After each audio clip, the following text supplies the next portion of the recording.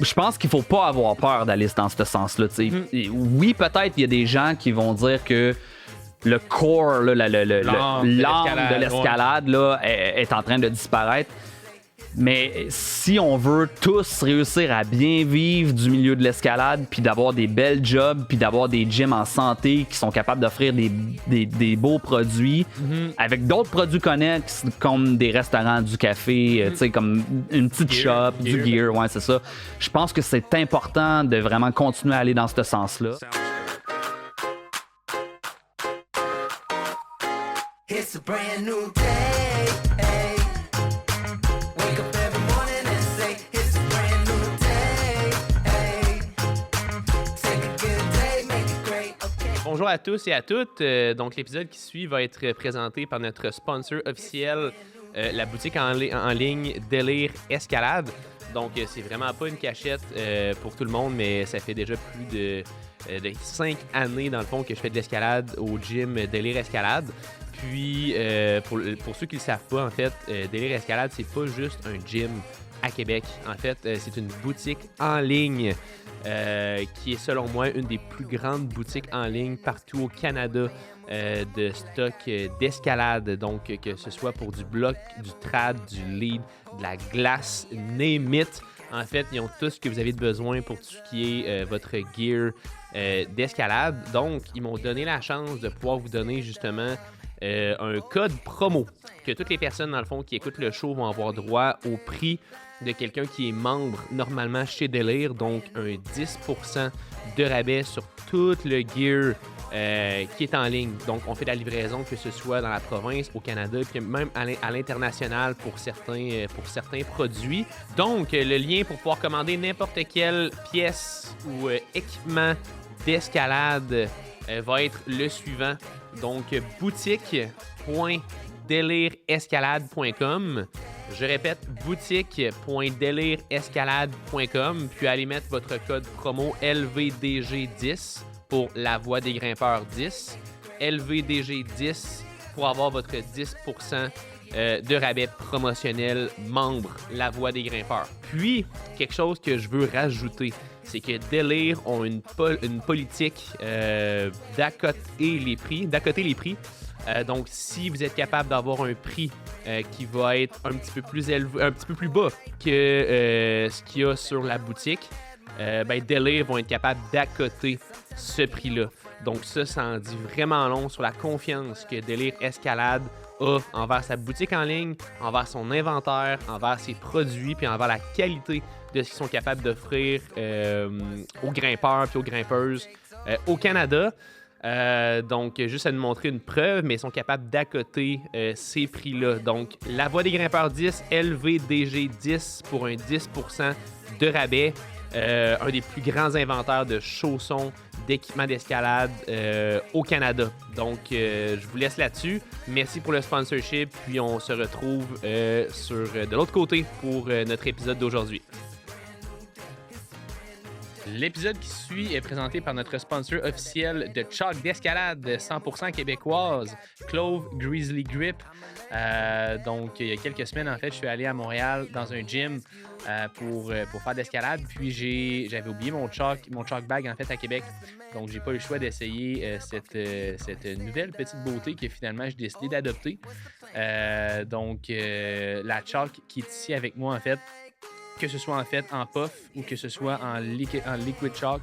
La chalk aussi est faite 100% au Québec, donc ça rejoint à 100% les valeurs de La Voix des Grimpeurs podcast, qui est de rassembler la communauté de grimpe et de faire rayonner les compagnies québécoises d'ici en escalade. Donc, ce qui est le fun avec la chalk Grizzly Grip, c'est que justement, ça ne viendra pas d'endroits douteux outre-mer, faite avec un paquet de cochonneries. En fait, c'est 100% fait au Québec. Donc, il n'y aura pas d'agents comme de l'amidon, des agents asséchants. Bref, c'est 100% fait pour les grimpeurs d'ici. Puis vraiment avoir un bon contrôle d'humidité au niveau des mains. Donc, La Voix des Grimpeurs podcast offre la chance à tous les auditeurs d'avoir un 10% de rabais sur tous les produits que vous voyez présentement sur la table. Donc, le code promo est le suivant. Donc, La Voix des Grimpeurs 10, donc LVDG10. LVDG10 sur le site de Grizzly Grip. Donc, pour réclamer votre 10%, puis comprenez qu'en encourageant cette compagnie-là, vous encouragez la communauté de grimpe au Québec, vous encouragez le podcast. Puis non seulement ça, vous procurez aussi un produit de qualité fait 100% ici pour les prochaines générations de grimpeurs du Québec. Good! Donc, bon matin à tous et à toutes sur cet bel épisode de La Voix des grimpeurs. En fait, comme je disais à tous les débuts d'épisode, le but du podcast, c'est vraiment de rassembler la communauté de grimpe francophone au Québec et même éventuellement en Europe. Donc, peut-être même d'éduquer, de pouvoir inspirer aussi des gens à travers le sport qui est en pleine expansion, qui est l'escalade. Puis en fait, si vous ne l'avez pas déjà fait, puis que vous me connaissez de proche ou de loin, ou que vous aimez le show, s'il vous plaît, ça nous aiderait énormément si vous pouviez donner un 5 étoiles sur les balados diffusion, donc autant sur YouTube, Spotify, Apple Podcasts. Puis là, en plus, pour les gens qui nous écoutent sur YouTube, on est présentement dans le domicile de chez François Parisien. Donc aujourd'hui, c'est François au carré sur le podcast. Puis on va vous parler de c'est quoi la réalité puis le parcours d'un commentateur professionnel en escalade. Donc, bienvenue François. Puis salut. Je suis content de t'avoir sur le show. Merci de venir chez nous. T'es chanceux, je m'en vais dans une semaine. Ah ouais, c'est vrai, tu viens de t'acheter une maison. Ouais, exact. Chanceux de même. Donc, ça me fait plaisir de vous accueillir. Oui, ben écoute, je suis vraiment excité. Puis en plus, c'est hot parce qu'on avait prévu ce podcast-là il y a à peu près de ça un mois et demi à peu près. Puis tu m'as juste envoyé un message. Puis tu me disais, Crime, ça serait vraiment hot qu'on tourne un podcast par rapport au parcours que tu as eu. Puis c'est un métier qui est comme c'est comme une niche dans l'escalade, tu sais. En tout cas, fait que je trouve ça vraiment en tout cas, j'ai hâte de dive in dans le fond dans tout ce beau melting pot. Je pense que ça va être un peu différent de parler avec un athlète ou un entraîneur, parce que je pense que c'est un volet que souvent on parle pas vraiment dans un sport, mais pour faire vibrer un sport, ça prend des gens qui sont capables d'en parler puis d'en faire la promotion. C'est ça ma job en réalité. C'est vrai. Fait que parle-moi donc parle-moi de ton parcours. En fait, ça a commencé comment, dans le fond, l'escalade pour toi? Parce que tu as un background d'athlète, là. Fait que ça, je pense qu'on peut pas... faut en parler, là. Je veux dire, t'as été cycliste à haut niveau, là. Parle-moi donc de tout ça, là, dans le fond, de comment t'as vécu ta transition de cycliste professionnel à aller dans l'escalade, puis comment t'as vécu ça. Fait que parle-moi de ça, ouais. Maintenant, je pense qu'il y a beaucoup de gens du milieu qui connaissent un peu mon parcours, mais en gros, je suis un ancien athlète professionnel en cyclisme qui a été professionnel pendant environ une dizaine d'années en Europe. J'habitais là-bas à temps plein, et puis en 2013, j'ai gagné une manche, une étape d'une Coupe du Monde. C'est pas une Coupe du Monde, ça s'appelle le World Tour, mais c'est l'équivalent, là, c'est le nouveau nom des courses en ce moment. Et puis, j'ai pris ma retraite d'un incurrentite aigu du monde de la compétition en cyclisme. Je pense que les gens, ils savent un peu tous les problèmes de dopage qu'il y a en cyclisme. Ça n'a pas toujours été évident. C'est pas un mythe, là, mettons. C'est pas un mythe, puis ça n'a pas toujours été évident de naviguer à travers ça pendant ma carrière. Donc, quand j'ai arrêté, j'ai littéralement tiré la plug puis vendu mon vélo une bonne fois pour toutes. C'est fou, ça, pareil. Tu vas pouvoir comme passer d'un extrême à l'autre, là, mais continue. D'un extrême à l'autre, c'est vrai que je suis passé d'un extrême à l'autre parce que j'ai déménagé à 2 minutes, littéralement, d'un centre d'escalade. d'un centre d'escalade. Un centre d'escalade à Pointe-Saint-Charles. C'est un centre qui s'appelle Alley-Up. Et puis, étant un ancien athlète à temps plein, pendant 23 ans de compétition active à tous les week-ends, c'est bien entendu que j'étais incapable du jour au lendemain d'arrêter de faire du sport, puis de vraiment...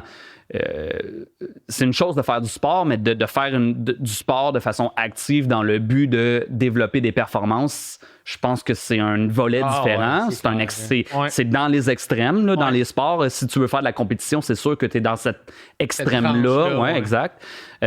Donc, Par chance, on m'a rapidement, c'est Young Nguyen qui travaillait chez Alley-Up à ce moment-là, qui a vu que j'avais vraiment une passion en tant qu'athlète, en général, avant tout, d'être grimpeur, parce qu'à ce moment-là, j'étais tellement green, je faisais des choses tout croche, je savais pas comment grimper. Je pense que chez Alley-Up, quand j'ai commencé, j'ai de la difficulté à grimper tape vert. Là, c'est quoi, mettons? Je pense que c'est équivalent V3, V4. Là, tu sais, c'est sûr qu'il faut réaliser que quand tu es cycliste professionnel, tout ce que tu travailles, c'est ton cardio puis tes jambes. Oui. Puis au contraire, tu veux vraiment essayer d'atrophier ton haut de corps le plus possible. Puis j'avais développé des problèmes de cou parce que tu es tout le temps en position aérodynamique, avec le cou penché par en avant, le dos courbé. Ça m'a pris du temps à relâcher mon dos, mon cou. J'avais beaucoup de problèmes de dos. J'ai été obligé d'aller voir Julien Duchesneau à je sais pas combien de reprises pour régler mes problèmes en début de carrière. Physiothérapeute connu. Écoute, c'est vraiment à travers tout ça que j'ai navigué. Puis j'ai commencé à faire de la compétition pendant 2 petites saisons là, au niveau vraiment amateur là, pour essayer de découvrir le sport. J'étais vraiment pas de niveau du tout. Mais ça m'a permis d'apprendre comment une compétition d'escalade fonctionne. Ça m'a permis d'apprendre c'est quoi les règles du jeu, comment essayer d'amener les règles du jeu en ta faveur en prenant plus ou moins de repos. Est-ce que je fais un essai de plus sur un bloc? Les tactiques. Toutes les tactiques de ça, j'ai appris ça grâce aux entraînements de Marc-Antoine Vigneault, Philippe Bourdon, qui étaient mes coachs à ce moment-là, qui travaillaient à temps plein chez Alley-Up. Donc, eux, ils m'ont tout appris ça pendant plusieurs années. Puis en bout de ligne, j'étais pas fait pour faire de la compétition d'escalade. J'avais 31 ans quand j'ai commencé l'escalade. Donc, là, t'as quel âge pour le fun? 42, merci. 42. non, mais écoute, 42, jeune 42. Ouais, donc, bon an, mal an, je me suis rendu compte que j'avais vraiment pas le niveau. Puis ça me tentait plus tant de mettre... J'avais le goût de m'entraîner, mais j'étais plus capable de mettre la même sorte d'effort que j'avais mis pendant toute mon ancienne carrière en cycliste. J'étais plus game de le faire en escalade. Quoique, je pense que quelqu'un qui s'entraîne peut-être un peu plus que la moyenne quand même. Oui, de par mon passé. Mais de là à vraiment faire de la physiothérapie à tous les soirs, de régler des problèmes, de manager des blessures pour continuer à faire de la compétition. Parce que ça fait partie intégrante d'une vie d'athlète, de gérer des blessures. Ça, j'étais plus game de faire ça. Sauf que j'avais la passion de la compétition. J'avais la passion, j'avais le feu en dedans de moi.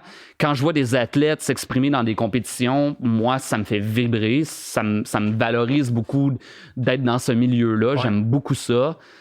Puis j'ai réalisé qu'il y avait personne qui offrait le service d'animation dans les courses. C'était souvent des propriétaires de gym qui faisaient une compétition. Il travaillait pendant une semaine de temps, 15 heures par jour à faire des blocs, à gérer tout le truc. Puis là, il arrivait la journée de la compétition fatigué, cassé raide avec le micro. Puis là, ça criait. Puis tu sais, c'est comme, c'était bien quand même. Ça offrait un certain niveau d'encouragement, mais c'était pas nécessairement un truc professionnel comme moi je connaissais, tu sais, parce que j'ai quand même travaillé à la télé pendant 6 ans à RDS. Fait que j'ai comme des bonnes bases, si tu veux. Donc là, j'ai décidé d'offrir ça. Puis il y a quelqu'un c'est Eric chez Vertical qui m'a offert ma première job de compétition. La première fois, j'ai fait ça de façon complètement gratuite. J'étais tellement green que je voulais pas rien risquer de savoir. C'est ça. Finalement, c'était un fiasco. Non. Il faut commencer à quelque part. Fait que, tu sais, c'est sûr, au début, tu charges soit rien ou vraiment pas cher. Et puis, tu fais des journées de 14 heures. Puis là, tu découvres un peu le milieu de comment animer la compétition. Puis là, ça fait en sorte qu'en bout de ligne, maintenant, ça va faire presque 10 ans que j'anime les compétitions d'escalade. Cool, puis je suis vraiment là à temps plein en escalade. Je travaille même chez Le Mur Design. Je vends des murs ajustables, que ce soit pour la Kilterboard, la tension ou peu importe les systèmes. Là, c'est ma job à temps plein. Je travaille à temps plein en escalade. Donc, j'ai vraiment flippé ma vie là, de athlète à temps plein en cycliste à travailler à temps plein en escalade. Puis ça fait vraiment mon bonheur. Ouais, c'est fou ça. Puis là, tu n'as pas parlé, mais tu as animé les Jeux de Tokyo, dans le fond. Les Jeux olympiques de Tokyo, il y a de ça combien d'années? Ça fait... ça fait 4 ans parce que là, les Jeux olympiques de Paris s'en viennent. Donc, il y a 4 ans, j'ai animé avec Philippe Bourdon, les Jeux olympiques de Tokyo. Ça s'est super bien passé. On a eu du fun en masse. Ça a été un super tremplin. Moi, par chance, j'arrivais déjà d'une bonne job de télévision. Donc, ça m'a permis de rentrer facilement quand même chez Radio-Canada. Et puis, voilà, ça a été une expérience incroyable de se faire de se lever à 1h du matin pour aller faire le descriptif de compétition. D'escalade aux Jeux olympiques, c'est fou. Là. Ouais, c'était vraiment le fun. C'était une expérience vraiment hors norme là, que peu de gens peuvent vivre. Fait que je suis vraiment content maintenant d'avoir ça à mon CV, si tu veux. C'est clair, man. Puis, c'est hot parce que, justement, tu disais que là, t'es passé de cycliste professionnel à commentateur d'escalade, mais t'as comme, veux pas créer un genre de marché dans le marché, dans le sens qu'il n'y avait pas grand monde qui faisait ça au Québec, dans le fond, de profession, d'être vraiment commentateur de compétition d'escalade. Fait que tu as été capable de, comme, entre guillemets, te créer une job. Là. Fait que c'est quand même quelque chose de cool. Là. Il y avait des gens qui le faisaient avant moi. Je pense que le plus connu, c'est Pete Woods, mais il habite dans l'Ouest. Ouais. C'est pas en français. Il est capable de parler en français, mais je dirais pas qu'il est nécessairement super fluide, mais il est très bon. Il se débrouille très bien. Nice. Hyper compétent, il connaît son sujet, puis il anime même des compétitions de l'IFFC. Là, je veux dire, c'est vraiment une sommité. Mais il y avait personne à temps plein basé à Montréal qui était prêt à travailler les week-ends. Fait que moi, je me suis lancé là-dedans dans l'optique de vraiment continuer à être dans un monde compétitif parce que ça me fait vibrer. Puis j'ai comme essayé. Puis de fil en aiguille, j'ai vu qu'il y avait une demande. Et puis, je reçois des appels couramment là, pour animer des compétitions au Crux ou chez Aléop ou à Gatineau, peu importe. Ça n'a même pas rapport avec ce que j'avais écrit, mais ça ressemble à quoi, mettons, une journée type quand tu arrives, mettons, quand tu t'en vas commenter un événement? Est-ce que tu arrives là, puis ça ressemble à quoi, genre une... Au début, c'était plus stressant. Ouais, c'est ça, je m'imagine. Puis je me pointais quand même plus tôt, puis je me préparais bien, puis j'allais sur les internets pour aller voir la liste des participants. J'ai googlé, puis j'essayais de voir c'était quoi un peu la recherche pour apprendre. Parce qu'au début, je connaissais personne vraiment. Là, j'étais vraiment green. Là, je connaissais pas les gens, je connaissais pas les juges. Maintenant, 10 ans plus tard, quand je me pointe dans une compétition, les joueurs, je les connais. Exact. Ils les connaissent aussi. Les officiels, je les connais par cœur. J'ai travaillé avec la Fédération québécoise, la Fédération canadienne. Je sais comment que ça fonctionne. Fait que je suis vraiment moins stressé. De la façon que ça se présente, c'est je me pointe le matin, j'essaie d'arriver environ 1 heure d'avance avant que les gens commencent à rentrer. Ça me permet de parler avec le staff, de discuter de l'horaire et tout ça. Parler des commanditaires, c'est quoi les grandes lignes qui ont besoin, que j'ai besoin de mentionner pendant la journée. Je me prends des notes. Après ça, moi, ce que j'aime faire, ça, c'est une des choses que j'ai apporté. Avant, l'animation, c'était seulement pendant les finales. Moi, quand tu m'engages, quand tu engages François Parisien, il arrive dans les premiers, puis il part dans les derniers de la journée. Je rentre, j'anime dès le matin, j'anime les scrambles, j'anime tout l'événement pendant la journée. Et puis pendant qu'on enlève les problèmes de scramble, des qualifications, puis que les ouvreurs font leur travail pour mettre les problèmes de finale, après ça, je m'en vais en isolation, je prends le nom de tous les gens, les 6 femmes, les 6 gars qui sont en finale. Je prends les noms, puis là, je leur parle un à un, puis je leur dis OK, comment tu veux que je te présente? J'ai amené vraiment plus une vraie présentation professionnelle de faire un show, puis c'est rendu à un point tel, c'est rendu à un autre niveau, c'est rendu à un point tel que maintenant il y a même des centres qui, comme mettons à Beta Block et au Crux, ils se mettent à vendre des billets pour venir voir les finales parce que c'est vraiment un show où on présente un à un les joueurs, on les met en lignée, les gens les applaudissent, je donne des petites stats sur eux, ensuite de ça on lance la compétition, puis il y a vraiment une animation complète tout au long de la journée, plus après ça le podium à la toute fin, et puis on termine la journée comme ça sur le party la plupart du temps. Pas avant, là, dans le sens qu'avant, il n'y avait pas de... En tout cas, peut-être qu'il y en avait, mais il n'y avait probablement pas de quelqu'un d'aussi structuré, dans le fond, dans sa façon Je pense que Pete Woods le faisait. À Québec, mettons, à Montréal. Ouais, c'est ça.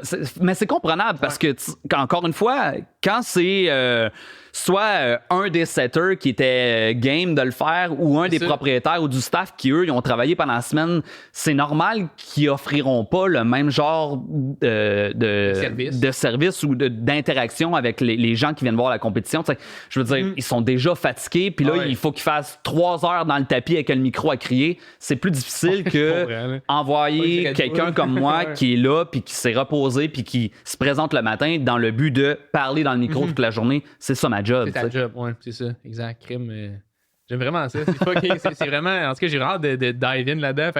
En fait, premièrement, ce que j'ai vraiment envie de savoir, c'est en fait, c'était quoi justement les étapes, puis étape par étape, dans le fond, reculons de 10 ans quand tu as commencé, mettons, puis jusqu'à aujourd'hui. Fait que, mettons, dans la première année, OK, ça ressemblait à ça, les contrats que j'avais. Il a fallu que je fasse ci, ça. Puis maintenant, voici où c'est que j'en suis rendu. Parce que c'est quand même intéressant parce que vu que tu as comme créé... En fait, tu n'as pas créé à 100% un marché, mais vu que tu as implanté quelque chose qui était quand même assez nouveau, dans le fond, dans l'industrie ici, j'imagine qu'au début, ça n'a pas dû être super facile. Mais ouais, parle-moi donc de comment ça a commencé il y a 10 ans puis le processus jusqu'à aujourd'hui, mettons. OK. Au début, en fait, c'était assez clair que les gyms, ce qu'ils me disaient, c'est qu'on n'a pas de budget pour ça. Et puis, les gens, on n'a jamais payé pour ça. Je vois pas pourquoi on payerait pour ça. C'est ça. Puis, après ça, j'ai fait, OK, je vais vous prouver, je vais vous montrer, moi, c'est quoi une animation professionnelle. Fait que je l'ai offert gratuitement à André Laurando. Ça a été ma première compétition.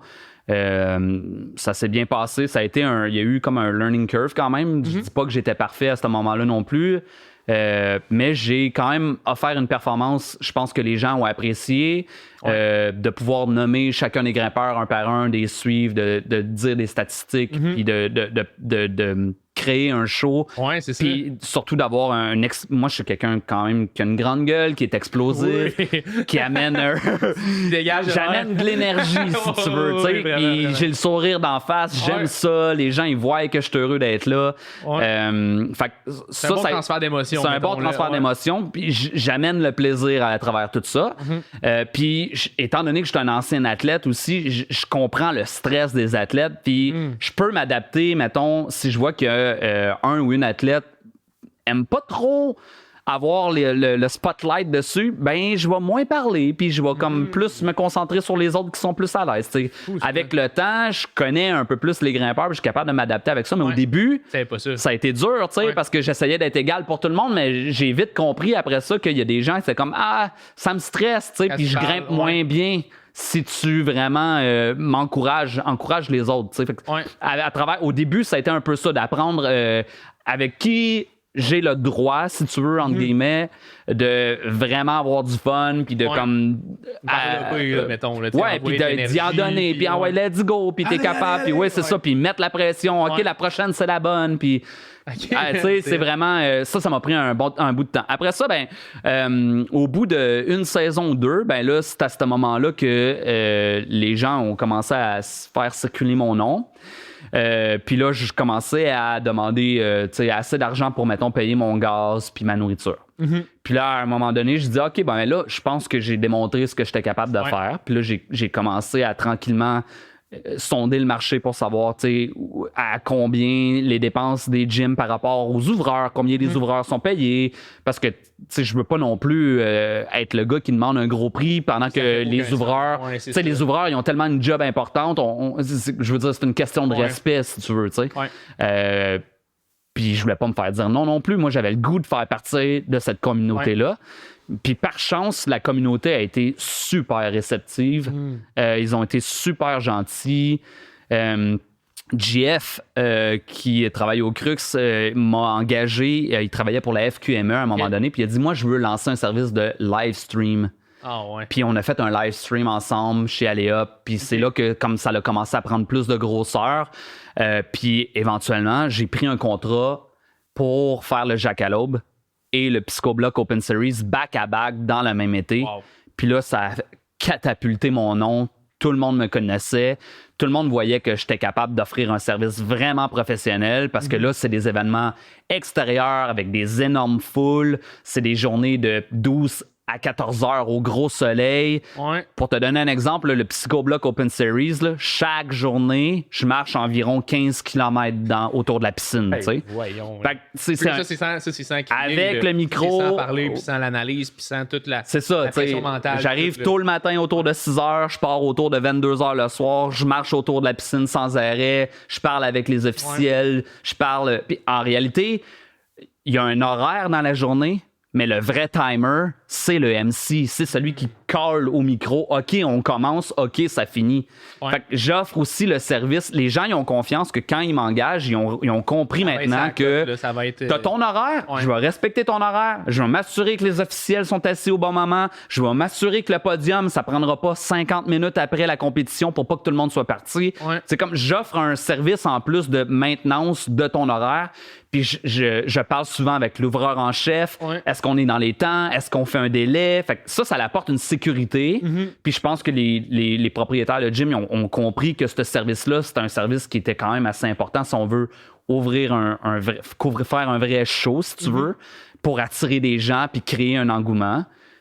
Puis de fil en aiguille, au bout de 10 ans, ben, ça fait en sorte que là, maintenant, je connais la plupart des grimpeurs qui font les finales ou qui font les scrambles. Je les vois souvent pendant l'année. C'est devenu des amis. C'est ça, alors là, je suis capable de dire des cracks au micro. Ça donne des insides. Les gens rient. C'est ça. Fait que ça fait en sorte que ça enrichit un petit peu l'expérience.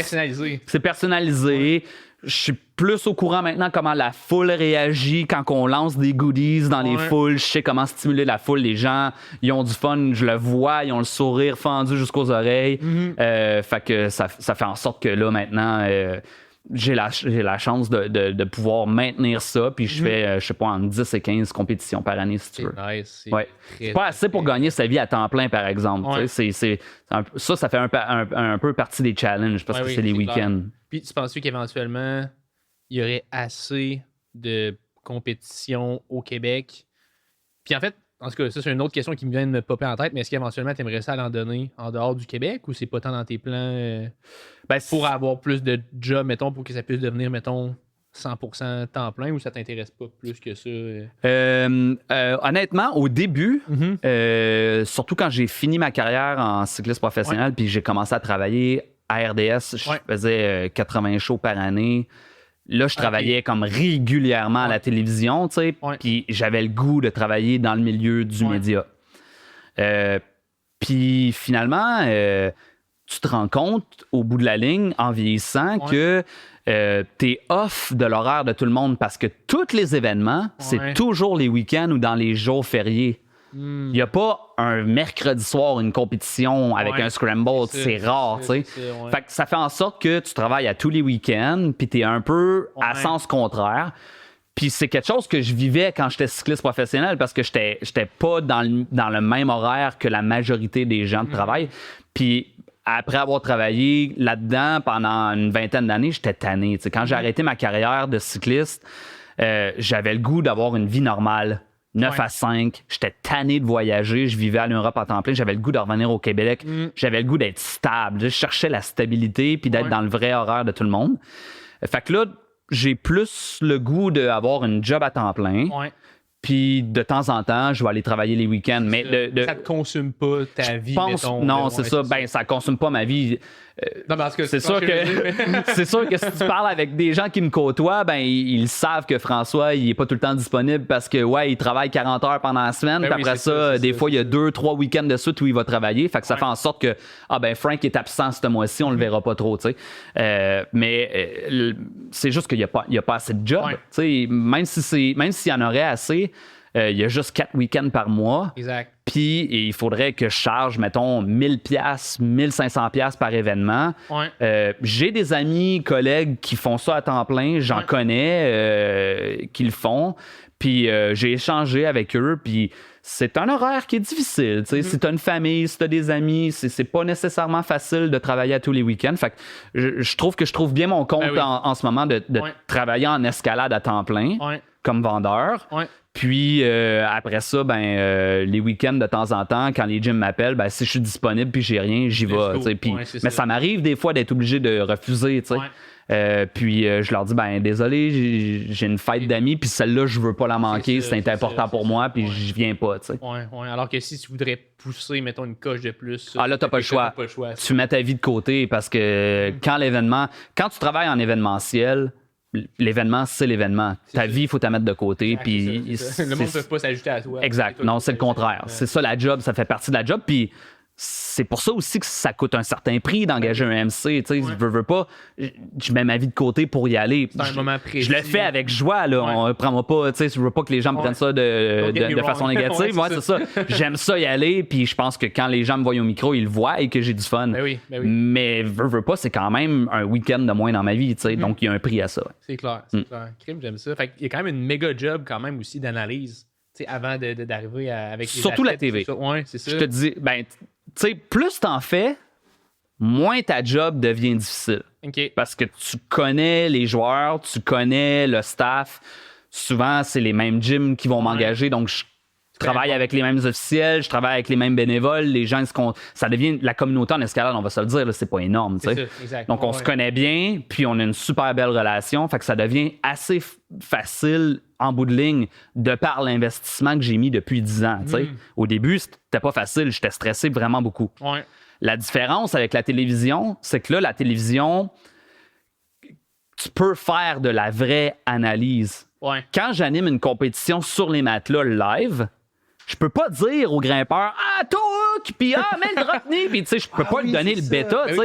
T'es à côté. Puis là, les gens qui me connaissent bien puis qui me voient dans les compétitions, ils vont comprendre. Là, allez. À un moment donné, ça devient redondant, mais c'est juste ça, je peux dire allez. Encourager le monde, exact. Il n'y a pas 50 façons d'encourager les gens. Fait que ça devient un peu redondant des fois. À donner du bêta à la personne. Le challenge sur les matelas, c'est vraiment de garder la même intensité d'énergie du début à la fin. C'est clair. Du début de la journée à la fin, c'est 14 heures de suite où tu dois vraiment être on point dans le micro puis d'être présent. Alors qu'en TV, c'est plus cool. C'est moins exigeant, ça dure moins longtemps. Sauf que tu dois tout connaître.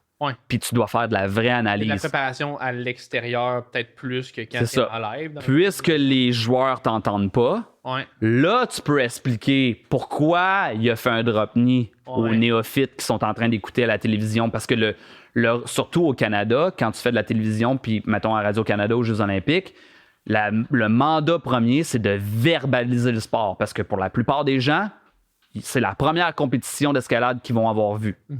Alors là, c'est le moment de partir aux bases, expliquer. Là, ça va être différent cette année parce qu'il y a des chiffres à chacune des sections au bloc, par exemple. Mais avant, c'était pourquoi il y a une zone au milieu du bloc. Pourquoi il y a un top à la fin. Pourquoi le top compte plus. La vitesse, c'est facile. Premier arrivé en haut, il passe à la zone, à la prochaine ronde. La difficulté, c'est facile. Celui qui va le plus haut va gagner. Le bloc, c'est plus technique. On en parlait un peu plus tôt, mais quand une compétition de bloc, ça a lieu, ça dure environ 3 heures. Si tu fais time-out au bout d'1 heure et demie puis tu demandes qui est en train de mener, la plupart des gens n'ont aucune idée qui c'est qui a le lead. C'est plus dur à suivre pour le commun des mortels. C'est sûr que moi, sur le matelas, j'ai compte les essais. Je le sais, c'est qui est en train de leader la compétition. Alors, quand tu fais de la télévision, tu peux l'expliquer, ça. Tandis que quand tu es sur les matelas, c'est complètement différent. C'est une interaction différente, complètement. C'est vraiment d'apporter une énergie à la compétition pour créer un show, alors qu'à la télévision, c'est plus dans une optique d'explication puis de verbaliser qu'est-ce qui se passe à l'écran. C'est clair. Puis ça me fait penser, est-ce que tu as remarqué une majeure différence entre analyser, mettons, les Jeux olympiques de Tokyo versus d'autres gros événements d'envergure, où ça se ressemblait quand même? Y avait-tu des différences, mettons, entre les Jeux olympiques versus le reste des autres événements, où c'était à peu près similaire, mais juste à plus grande échelle je comprends. Les Jeux olympiques? J'ai quand même eu la chance d'avoir animé les Jeux olympiques dans 2 sports différents, en cyclisme puis en escalade. Fait que ce que je peux te dire par rapport à ça, c'est que les championnats du monde ou les coupes du monde ou les Jeux olympiques, En réalité, oui, c'est vrai, les sports sont différents puis les règlements sont différents. Mais moi, ce que j'ai réalisé une fois que j'ai fini ma carrière de cycliste professionnel, c'est que une fois que tu as navigué dans la haute sphère d'un sport, la recette après, là, c'est la même dans tous les autres sports. Les entraînements vont être différents parce que les aptitudes à apprendre sont différentes puis les règlements sont différents. Mais la recette en tant que telle, là, elle est pareille. Fait que tu l'appliques à un sport, puis c'est la même chose en animation. La recette est pareille, mais la différence est plutôt au niveau des règlements puis de l'intensité de la compétition. Comme par exemple une course de vélo, ben, la plupart du temps, une course de vélo professionnelle, ça va durer entre 5 et 7 heures de temps. Puis une fois que l'échappée matinale est partie, le peloton va rouler tranquillement pendant 3-4 heures, puis tu as le temps de développer plein de sujets connexes. Alors qu'en escalade, ben là, t'es dans le mouvement tout le temps, puis c'est des vagues, puis ta plage maintenant, elle dure, mettons, en bloc. En voie, c'est 6 minutes. En bloc, c'est 4 minutes. Puis en vitesse, ben là, on est rendu quasiment autour de 5 secondes. Fait que, tu sais, c'est beaucoup plus dans le moment. Ça, c'est vraiment la différence avec l'escalade, c'est que t'es vraiment dans le moment, puis les joueurs reviennent. Les joueurs sont différents plus souvent, puis tu as du nouveau stock à dire plus souvent.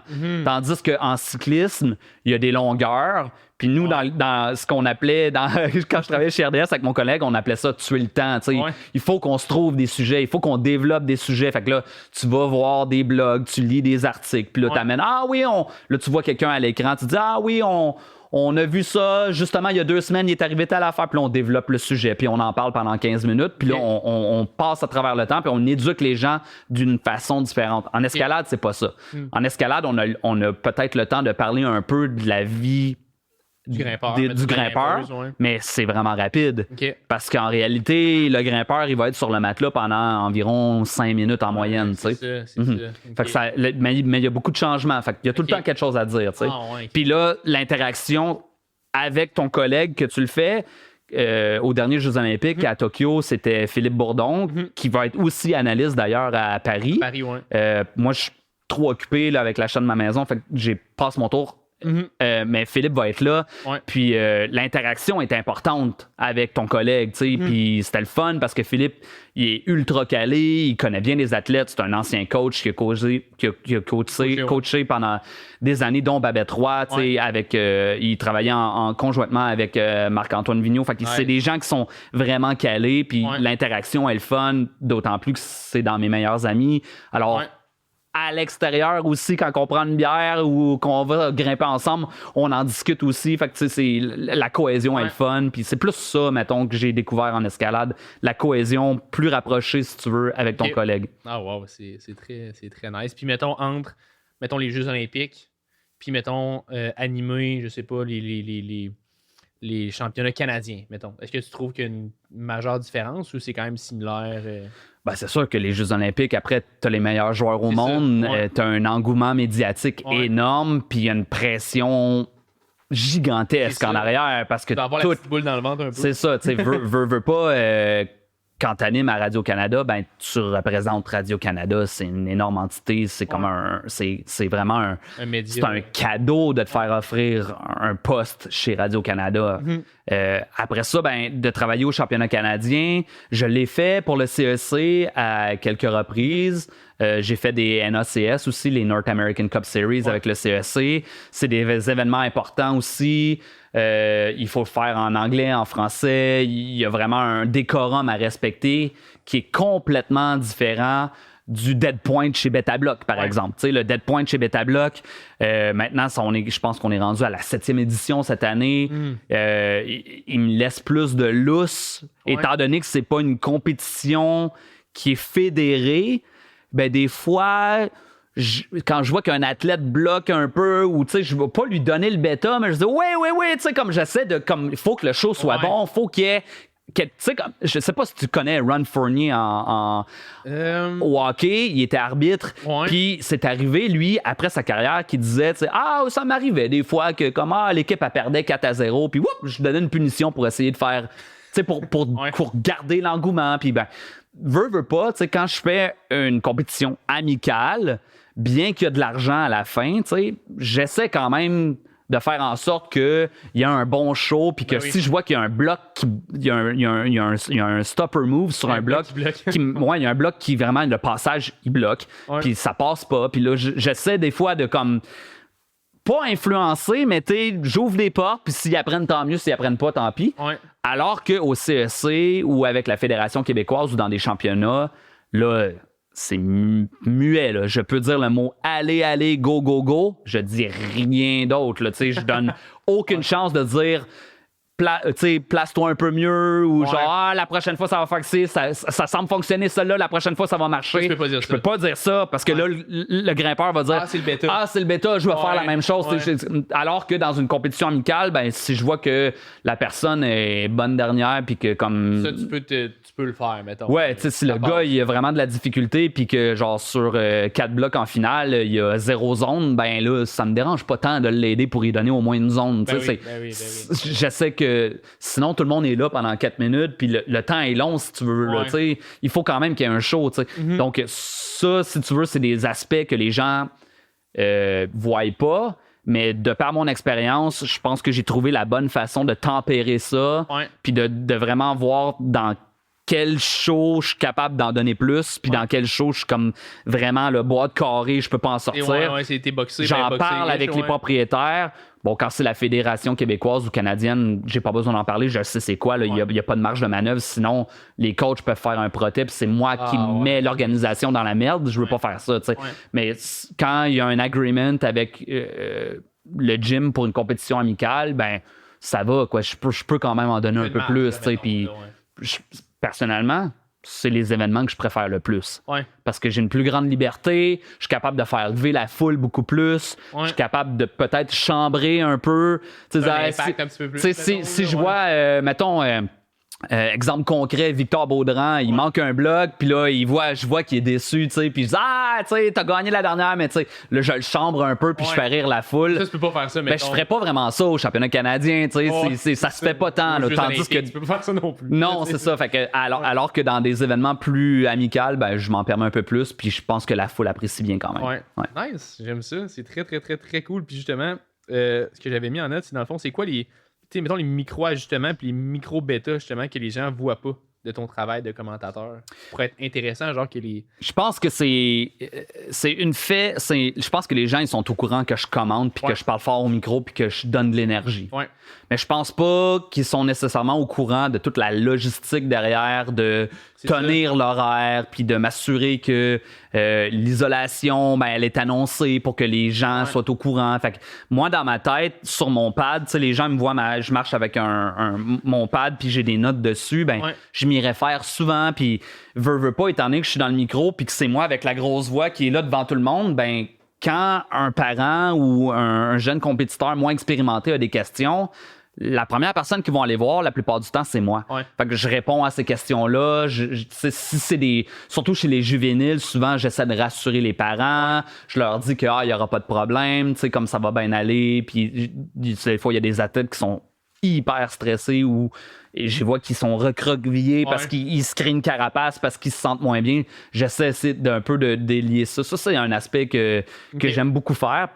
Puis la chance que j'ai, c'est que j'ai été athlète, fait que je l'ai vécu. Moi, j'ai été là, à 7 répétitions là, dans des championnats du monde, 7 fois de suite, ça aligne, bien stressé en disant, ben là, je me suis entraîné toute l'année pour ça. Là c'est le temps, faut que ça sorte.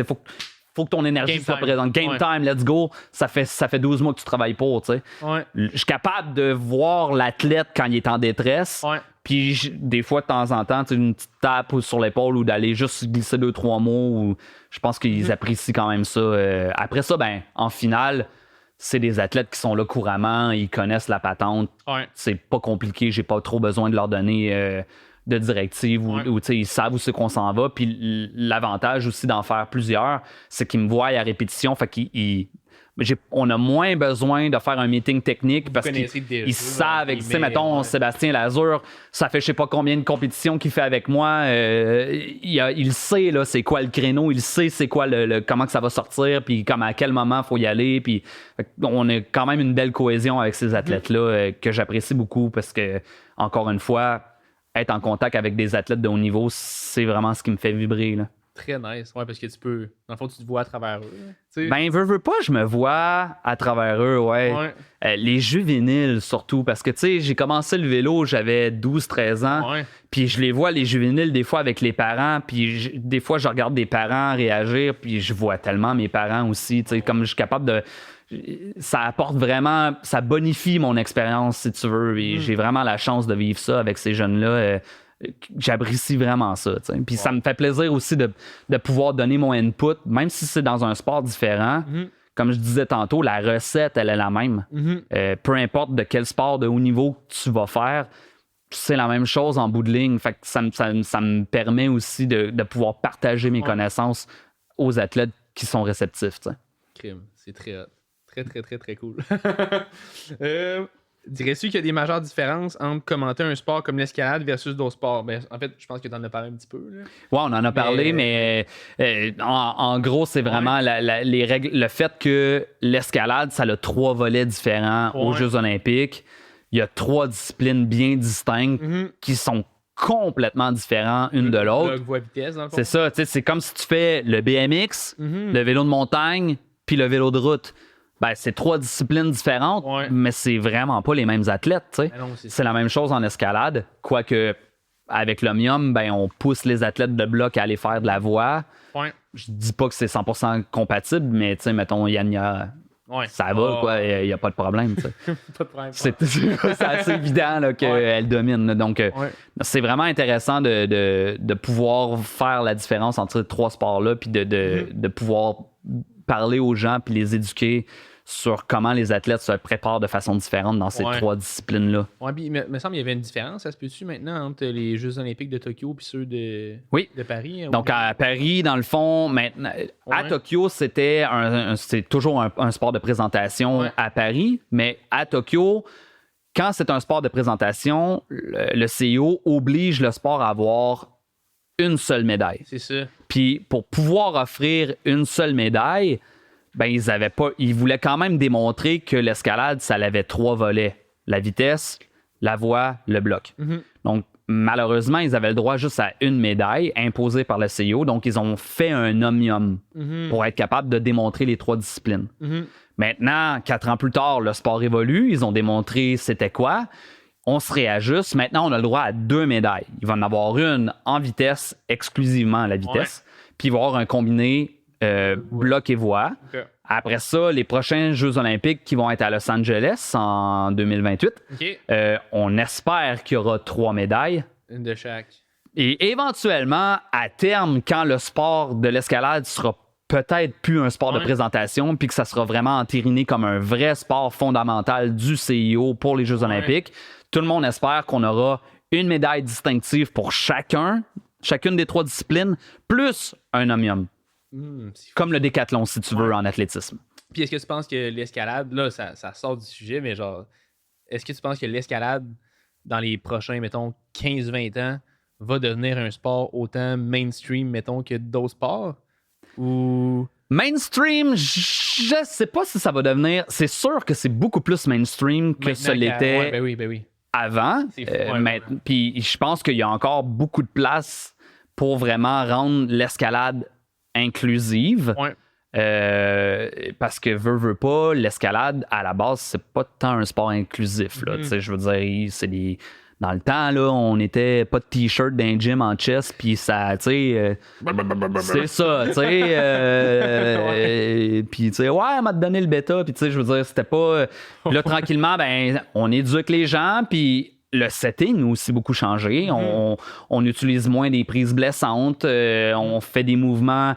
dans les gyms qui sont vraiment à vocation commerciale, on fait vraiment des mouvements qui sont plus intuitifs. Là. On essaie de pas faire des problèmes trop awkward. Là. C'est peut-être plus une discussion à avoir avec des setters qui s'y connaissent vraiment. Moi, c'est pas ma job. Heureux. J'ai quand même des amis proches qui sont setters. Fait que je m'y connais un peu. Mais je pense qu'il y a encore place surtout dans le bas du grading, là, entre V0 et V6. Là, je pense qu'il y a un gros effort là, en ce moment dans les centres pour essayer de rendre l'entrée dans l'escalade le plus facile, le plus smooth possible, parce que ce qui arrivait dans le temps, souvent, mettons, tu rentres dans un gym avec quelqu'un qui a jamais grimpé, tu lui donnes une paire de varapes de location, elle va grimper V2, peut-être V3 si elle est un peu athlétique parce qu'elle fait d'autres sports. Puis ça représentait dans le temps, 6 blocs? 45 minutes plus tard, ça lui a coûté 27$, puis il a fait 6 blocs. Il va-tu revenir? Oui, exact. Tu sais, je veux dire, il va-tu accrocher au sport puis revenir 3 fois semaine? Je pense que c'est vraiment important de rendre l'entrée dans l'escalade le plus facile possible parce que la première chose que les gens vont te dire, là, c'est « Ah, les souliers me font mal. Ah, j'ai mal aux mains. C'est un sport d'inconfort quand même en partant. Ah, j'ai un peu peur de me laisser tomber parce que je sais pas, je suis pas habitué de tomber sur des matelas, c'est haut. Veux pas, il y a un inconfort là aussi. Ça fait peur. Il y a vraiment une difficulté à faire rentrer du nouveau monde puis de faire une rétention. C'est ça le challenge. Faire une rétention de ton nouveau client. Que ce soit plaisant puis moins confortable si on veut. Puis moi, ce que je vois, c'est que depuis que l'escalade a été annoncée comme étant un sport qui allait devenir olympique, on a vraiment fait un gros travail dans la communauté, surtout à Montréal, là, pour essayer de rendre l'inclusivité de l'escalade le plus facile possible. Puis je pense qu'on fait vraiment une super job à Montréal. On a vraiment des gyms de qualité qui achètent des belles prises de qualité puis qui font du beau setting. Là. Vraiment, on a de l'ouverture incroyable à Montréal et à Québec. Là. Au Québec, en général, là, c'est une petite communauté quand même, le Québec. Donc, on a vraiment un marché d'escalade privilégié à Montréal, au Québec. Là. C'est pour vraiment... à personne. Non, c'est pour avoir voyagé dans le cadre de mes fonctions là, avec le Mur Design aux États-Unis puis en Europe, puis d'avoir visité beaucoup de gyms puis d'avoir grimpé dans plusieurs types d'escalades différents dans plusieurs pays différents. Vraiment, là, à Montréal, je pense qu'on a vraiment un superbe système, puis c'est pas pour rien là, qu'on a autant de gyms qui fonctionnent vraiment bien à Montréal. C'est parce qu'on a vraiment compris une belle recette pour vraiment rentrer du nouveau monde dans la discipline puis d'avoir une rétention. Ben oui, pour qu'il y ait du plaisir, pour qu'ils soient motivés, pour qu'ils sentent qu'ils font partie d'une communauté. Je pense que c'est ça. C'est ça. Puis je pense qu'il faut pas avoir peur d'aller dans ce sens-là.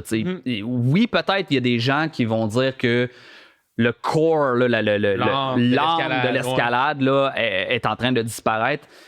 Mais si on veut tous réussir à bien vivre du milieu de l'escalade, puis d'avoir des belles jobs, puis d'avoir des gyms en santé qui sont capables d'offrir des beaux produits, avec d'autres produits connexes comme des restaurants, du café, tu sais, comme une petite shop, du gear, ouais, c'est ça. Je pense que c'est important de vraiment continuer à aller dans ce sens-là. Puis mon exemple concret que je donne tout le temps, encore une fois, de mon ancienne vie, en cyclisme, mon ancienne vie. Ben, je l'appelle mon ancienne vie parce que je le pratique plus, ce sport-là. Je suis vraiment plus impliqué dans le domaine du tout. Là. 100% de mes amis, c'est en escalade maintenant. C'est là que je vis ma vie puis c'est là que je suis heureux. Mais en cyclisme, 80% des vélos qui sont vendus en Europe en ce moment, c'est des vélos avec assistance électrique. Puis au départ, moi-même, cycliste professionnel dans le temps, quand j'ai vu ça arriver, je me suis dit, ben voyons donc, ça n'a pas rapport si t'as pas regardé. Ouais, c'est ça. Mais j'étais trop dans une optique de comme fine pointe. Je pense qu'il faut laisser tomber ça puis d'être en accord avec le fait que il faut attirer des gens qui sont pas nécessairement des athlètes à temps plein. Les gens, là, ils veulent finir de travailler, ils veulent déploguer l'ordinateur puis aller grimper des blocs. Ils sont pas là pour aller faire du projecting, ils sont pas là pour aller consommer. Tu sais, une fois qu'ils ont fait le V5, là, est-ce qu'ils aspirent à grimper V9? Ben, peut-être pas. C'est pas tout le monde qui veut faire ça, tu sais. Ils veulent se maintenir en santé. Puis l'escalade, c'est un sport qui est le fun. On fait les singes, c'est dynamique, on s'étire le dos, on a moins de blessures. C'est un beau social, puis on va juste comme prendre une bière après. Je pense qu'il faut sortir du créneau vraiment fine pointe. Créneau dans lequel j'ai évolué toute ma vie. Puis moi, j'ai réalisé récemment que c'était important quand même de faire plus d'inclusion. Puis encore une fois, je pense qu'à Montréal, on est vraiment sur la bonne piste. Là. À Québec aussi. À Québec aussi. Mais quand je dis à Montréal, je parle au Québec en général. Ouais, parce que vous avez des vraiment beaux gyms à Québec aussi. Là. J'y vais pas souvent, mais... genre... à délire escalade. Ouais, effectivement. Good. Y a-t-il la compétition entre les commentateurs? De la compétition directe, je pense pas qu'il y en a. Ouais. C'est sûr et certain que, tu sais, mettons, là, j'ai une super relation avec Pete Woods, mais c'est clair et certain que Pete Woods, qui faisait le Jackalope à Montréal, quand je suis rentré puis que j'ai eu le contrat, ben on s'en est parlé, tu sais. Puis j'ai mis ça clair avec Pete. J'ai dit, tu sais, Pete, moi, j'habite à Montréal. Je ne vais pas aller là, dans l'Ouest pour faire des compétitions puis aller chercher tout le marché. Comme, je pense qu'il y a de la place pour tout le monde. Puis la preuve, c'est qu'il y a des Jackalopes où moi, l'année passée, c'était le mariage d'un de mes bons amis. Puis c'était pendant le Jackalope. Puis j'ai pris le téléphone. Je disais, hey Pete, moi, je suis pas là au Jackalope. Vas-y, prends-le. Il n'y a pas de compétition directe, malsaine, je pense, dans l'animation là, d'événements sur le terrain. Où il y a la plus grosse compétition, je pense, c'est plus dans le domaine télévisuel. Premièrement, c'est parce qu'il y a beaucoup plus d'argent à aller faire là. T'sais, là aussi qu'il y a de l'argent, il y a de l'hommerie. Ben, veux pas, les places sont... T'sais, pour rentrer à Radio-Canada, veux pas, là, c'est une fois aux 4 ans. Là. Fait que si t'es pas dedans, les chances que tu y ailles, c'est ça. Fait que c'est sûr que là, à ce niveau-là, si la personne qui veut t'engager, elle t'aime pas, ben tu l'auras pas, le contrat. C'est une question de contact, c'est une question de bonne entente. Puis là, vraiment, c'est plus requin, tu sais. Puis je l'ai vécu moi-même, tu sais. C'est requin. C'est vraiment un vrai monde de business. Puis c'est malheureux, mais c'est comme ça que ça se passe dans le monde de la business. Là, veux pas... les gens, ils veulent tous avoir le même contrat, puis il y a peu d'appelés pour ce genre d'événement-là parce qu'il n'y en a pas beaucoup. C'est clair. Fait qu'elle est là, la compétition. Mais de là à dire qu'il y a une compétition malsaine puis que les gens se détestent, non, pas du tout. Pas du tout, pas du tout. Ben, en plus, tu sais, selon moi, l'escalade, justement, c'est un sport aussi que oui, il y a de la compétition, mais en tout cas, tu me corrigeras parce que tu connais beaucoup plus les athlètes de haut niveau, mettons, que moi, mais je pense pas qu'il y ait de compétition tant que ça malsaine dans le domaine de l'escalade. Non, moi, où ce que je vois, où il y a de la compétition dans le domaine de l'escalade, c'est le segment alpinisme. Parce que le segment alpinisme, c'est des gros sous. Tu sais, Everest, là, c'est 60 000 $ US quand même. Là, fait que c'est la recherche de commanditaires. Le monde, il se hustle, dans le fond, pour aller chercher justement des commanditaires. Puis c'est souvent des gens qui sont plus fortunés, qui ont plus de nerfs. Je veux dire, c'est pas tout le monde là, qui sont capables d'aller faire des voyages de 1 mois et demi à 50 000 $. Fait que là, dans ce domaine-là, c'est plus crasse, si tu veux. C'est moins beau. Je pense que s'il y a un des domaines dans le monde de l'escalade qui est plus requin dans le sens dégueulasse, si tu veux, là, sans vraiment donner un coup de poignard dans le dos de ces gens-là, parce que c'est quand même des athlètes aussi, puis c'est des gens respectables. Là. Mais c'est vraiment ce domaine-là de la haute commandite avec les gros sous qui vient vraiment plus accrocher. Puis moi, à la base, je voulais être alpiniste parce que en sortant de mon monde, j'avais tellement un cardio illimité avec des jambes fortes que j'étais comme, je vais aller faire Everest. Puis j'ai vraiment vite réalisé que ça touchait pas mes valeurs, là, puis que l'alpinisme, c'était pas un domaine que je voulais aller. Là. Je préfère. Non, je préfère. Puis soit dit en passant, la communauté d'escalade pure, de grimper avec les doigts là, sur des parois, là, que ce soit le bloc ou le niveau au niveau voie, là, je trouve que la communauté, elle est super inclusive. C'est une communauté incroyable. Chose que j'ai pas retrouvée en alpinisme. Puis j'ai comme délaissé ce segment-là parce que ça me touche moins, mettons. Ouais, je comprends. Ah, c'est hot. Puis est-ce que tu dirais qu'il y a une prochaine... Tu sais, là, on revient par rapport à la compétition, whatever, par rapport aux commentateurs, mais est-ce que, selon toi, il y a une relève qui s'en vient, mettons, une future génération, dans le fond, de commentateurs ou t'es pas... Ben, moi, s'il y a d'autres gens qui veulent en faire... Venez voir François Parisien. Ben non, mais je veux dire, il y a de la place pour tout le monde. Après, c'est sûr que moi, je vais faire aller mes années d'expérience. Maintenant, ça fait 10 ans que je le fais. Puis si tu m'engages, tu sais à quoi t'attendre parce que les gens me connaissent maintenant. Ils savent que c'est un service professionnel, que j'arrive à l'heure, que je vais vraiment comme être présent puis que je ferai pas faux bon. Ça m'est arrivé de faire des animations complètement malades. Les gens se sont rendus compte de rien parce que j'ai une assiduité professionnelle quand même vraiment établie. C'est quelque chose qui est important pour moi, de comme répondre aux courriels en bon temps, d'envoyer ta facture en bon temps. Comme si tu travailles avec moi, c'est professionnel. Okay. Après, je veux dire, de la compétition, il y en a déjà eu. Puis souvent, ben, les gens ils vont casser le prix, puis ils vont offrir un moins cher. Mais tu sais, c'est dur de garder ces prix bas-là sur le long terme. Puis d'avoir de la qualité. Parce que tu vas vite te rendre compte que tu vas manquer tes week-ends. Puis là, tu me manquais un week-end pour 200-300$, là. Ça va peut-être le faire 2-3 fois, mais après ça, tu vas dire ben peut-être je vais demander plus finalement, parce que c'est pas tout le monde qui est prêt à faire ça. Puis tu peux pas de toute façon en vivre à temps plein, selon moi. Là. À moins de faire vraiment un service d'animation où tu peux faire plusieurs différents sports, puis là, pendant toute ton année, continuellement, à tous les mois, c'est ça ta job à temps plein, puis tu prends l'avion sans arrêt. Ça existe. Il y en a plein des gens qui font ça.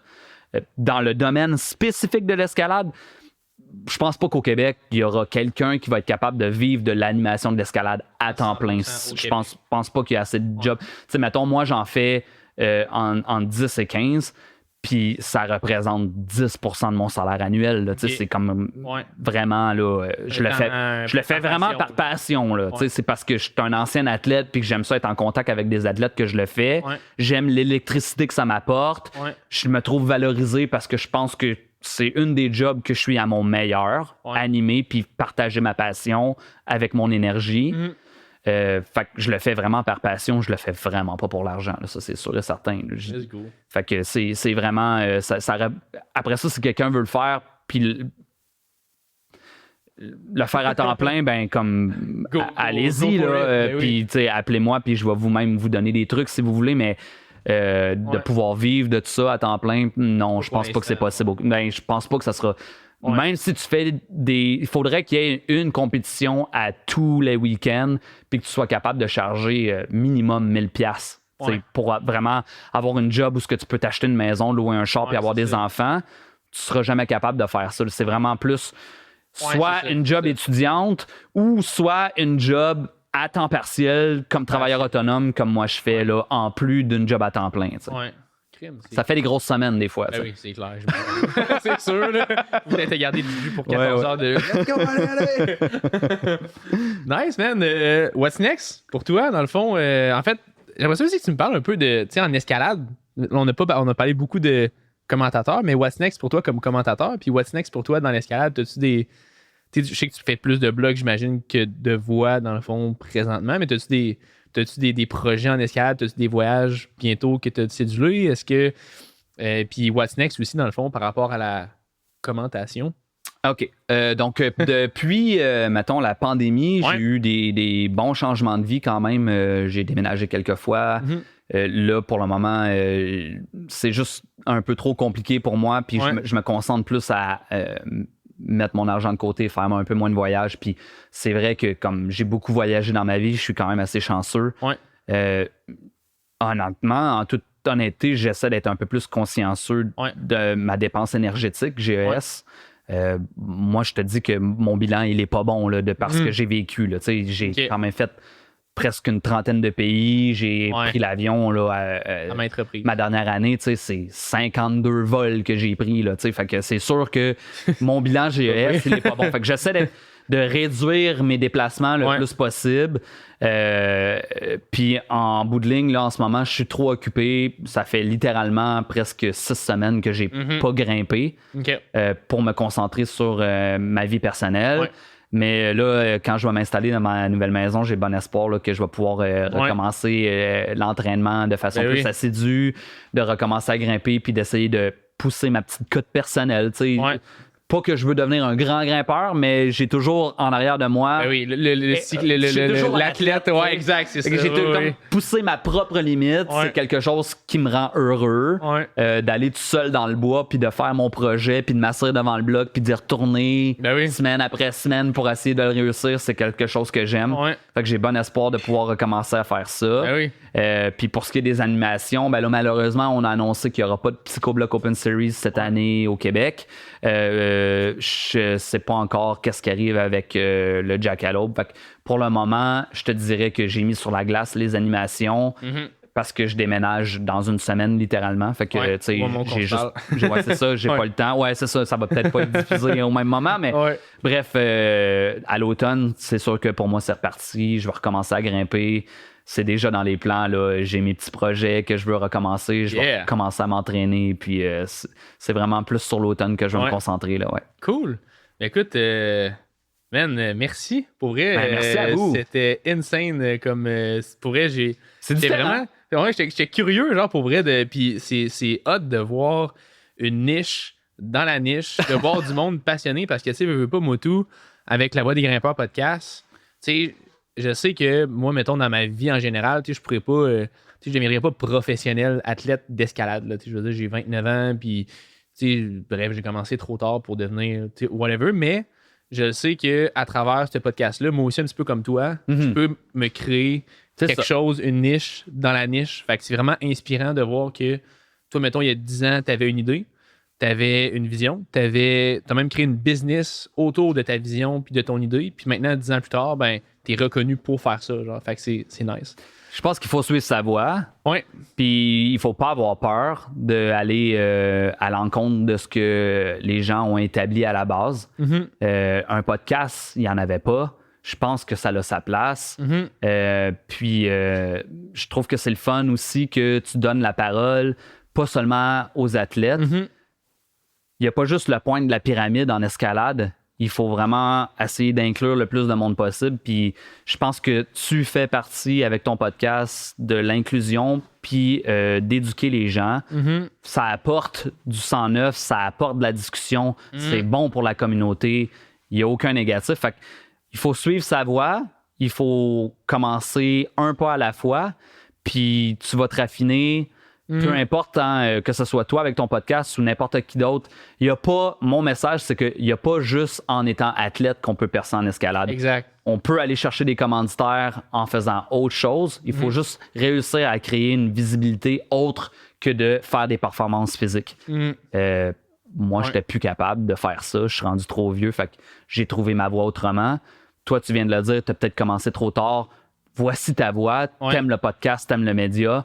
Après, je pense qu'il y a plein d'autres jobs connexes qu'on peut rentrer dans la communauté d'escalade pour faire grossir ça puis que tout le monde soit capable de bien en vivre. Yeah! Let's go, on ira grimper ensemble. Super, ça fait plaisir. Merci à toi. Plaisir. Pour ceux qui nous écoutent, 5 étoiles sur les balados diffusion, ça nous fait super plaisir. Partagez ça au plus de personnes possible. Merci encore, François. Ça a été un super épisode. François au carré. Fait qu'une bonne fin de journée à tous. Puis à la prochaine. Salut, ciao. Yeah.